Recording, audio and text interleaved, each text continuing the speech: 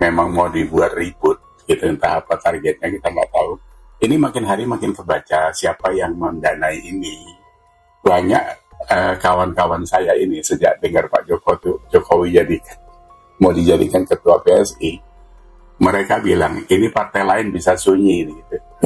Berdoa saja beli kemenyan yang banyak-banyak agar Pak Jokowi nggak jadi gitu. Kalau Pak Jokowi jadi, itu langsung semburat orang masuk ke sana semua. Percaya deh.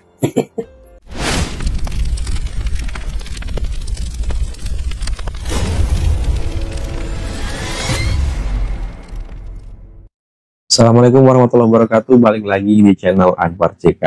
Di video kali ini kita akan mendengarkan komentar Pak Yas Subiakto terkait Ibu Megawati yang udah lama tidak muncul ke publik. Ini tiba-tiba muncul ke publik sindir ijazah Pak Joko Widodo. Dan juga kita akan dengarkan komentar Pak Yas Subiakto terkait Undang-Undang Perampasan Aset. Nah, seperti apa video selengkapnya? Tanpa berlama-lama, langsung aja kita simak videonya berikut ini. Rekan-rekan ketemu lagi di respon. Ini terpaksa kita ikut nimbrung juga karena Bu Megawati mau nongol lagi nih setelah beberapa saat senyap sejak tidak jadi mendatangi KPK dan Kapolri di kasusnya Hasto, kan agak reda gitu kan.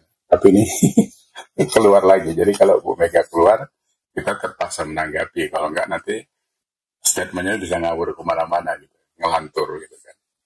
Wah, kita maklum karena Bu Mega kan sudah uzur gitu. Nah, ini satu tentang ijazah Pak Jokowi. Ini kan memang luar biasa. Di semua podcast membahas ijazah Pak Jokowi.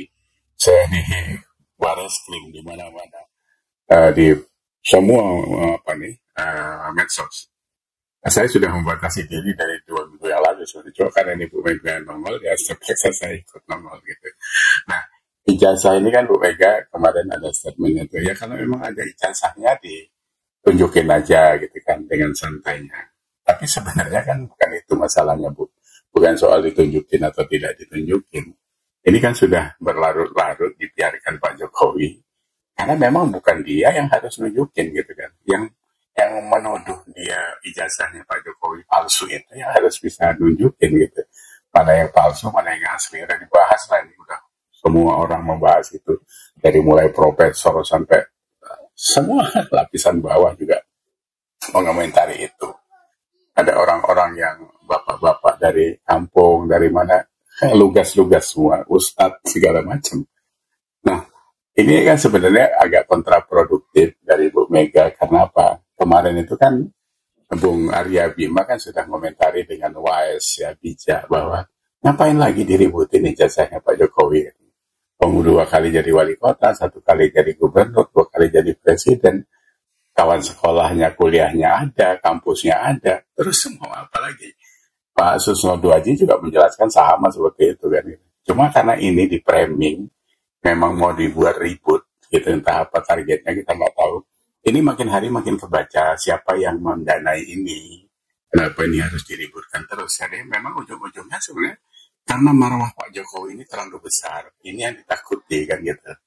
Ini yang ditakuti oleh politikus-politikus yang memang ya kelasnya kelas tikus memang gitu. Karena kan tidak mau lagi nanti kalau Gibran bisa menjadi trigger sebagai anak muda yang bisa memimpin bangsa. Padahal kalau seorang anak muda yang siap untuk Indonesia, kenapa nggak kita dukung gitu. Terus yang membuat ramai lagi kan, karena 1-2 hari ini juga ada isu Pak Jokowi bisa terpilih menjadi ketua PSI gitu. Wah, makin panas lagi nih. Saya sudah tulis di Facebook bahwa ini betul-betul partai go public nanti gitu. Karena pasti kalau Pak Jokowi yang pegang itu bukan menjadi partai dinasti. Karena partai yang ada kan semuanya partai dinasti. Yang PDIP sendiri, Nasdem, Gerindra, Demokrat, Golkar tidak menunjukkan sebagai partai dinasti, tapi orangnya ya itu terus gitu kan. Nah, terus apa lagi? Celetukan yang lain.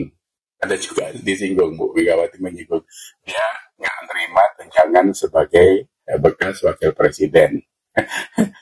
Ini kok sampai kelasnya itu Bu, sayang Ibu. Kan Ibu bukan pensiunan orang kantoran, pensiunan sebagai wakil presiden dan presiden. Saya nggak tahu apakah memang nggak diatur di undang-undang, nggak ada. Kita nggak pernah mempelajari itu. Karena di kelas-kelas seperti ibu, sebenarnya nggak dapat pensiun juga turah-turah uangnya, hartanya di mana-mana juga kan. Rumahnya jadi Tengku Umar, gitu kan. Masa ibu lari ke sana itu jadi merendahkan diri sendiri. Tidak bagus. Saya pikir apa ya, kalau dikatakan nanti memalukan, mungkin karena ibu udah selalu lupa. Jadi sebenarnya ini yang saya sayangkan. Mungkin karena nggak ada orang yang selalu mengingatkan. Jadi kalau begitu ngomong jadi ngelantur kemana-mana gitu. jadi apa ya, bukan tantrum tapi apa ya. Karena kalau nggak kekontrol memang bahaya. Gitu. Nah tadi sore ada lagi Bu Megawati mengomentari undang-undang perampasan aset yang sudah lama kita tunggu, dan sejak Pak Jokowi masih bertugas juga itu tertahan di Komisi 3 karena waktu itu kan gempar waktu Bambang Pacul bicara sama Pak Mahfud, ya tanya saja sama ketum kan gitu. Korea ini kan nggak tahu apa-apa gitu.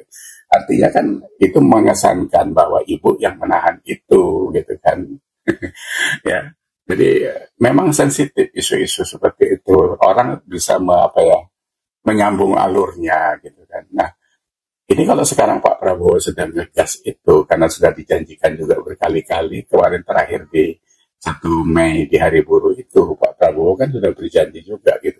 Ini kan harus direalisir. Terus Bu Mega tadi mewanti-wanti awas undang-undang itu bisa jadi undang-undang pemerasan itu. Ini mau dilarikan kemana isunya?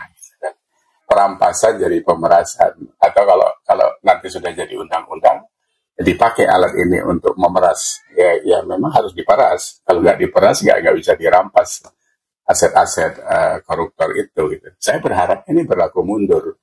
Jadi orang-orang yang pernah korupsi, yang pernah ditahan, dihukum dan sekarang sudah keluar itu kan punya aset besar, karena kita tahu kan di kita itu kan korupsinya 1 miliar, nanti dihukum 1 tahun, dendanya 200 juta gitu kan, masih ada sisanya. Belum lagi yang ratusan triliun itu kan gitu. Waduh enak banget gitu kan. Mereka poya-poya di Sukamiskin, terus buat kambing guling, pesta-pesta gitu.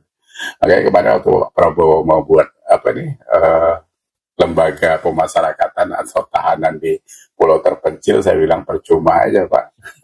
Kalau nanti kan bisa dijemput pakai speedboat orang itu.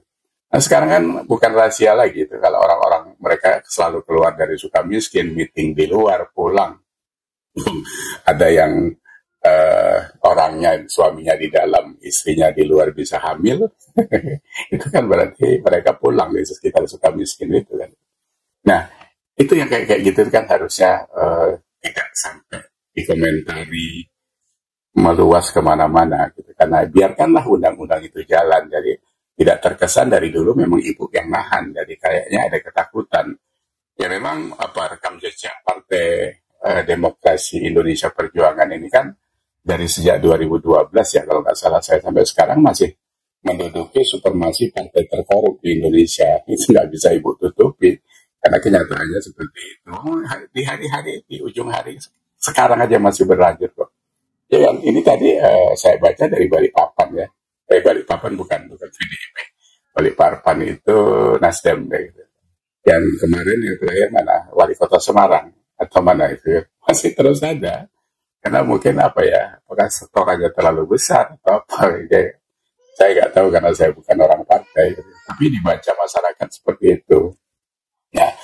Nah di ujung komentar kita ini menekankan bahwa banyak kawan-kawan saya ini sejak dengar Pak Jokowi mau dijadikan ketua PSI, mereka bilang ini partai lain bisa sunyi gitu. Jadi ibu harusnya konsentrasi di situ aja. Semua ketum partai harus konsentrasi di situ.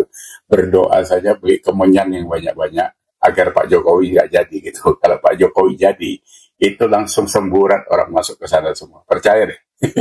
Ini kayaknya sudah mau menjadi partai terbuka karena persaingan 2029 ini kan banyak ini muka-muka baru, anak-anak muda. Jadi kalau nggak dikasih wadah yang benar bisa karu-karuan.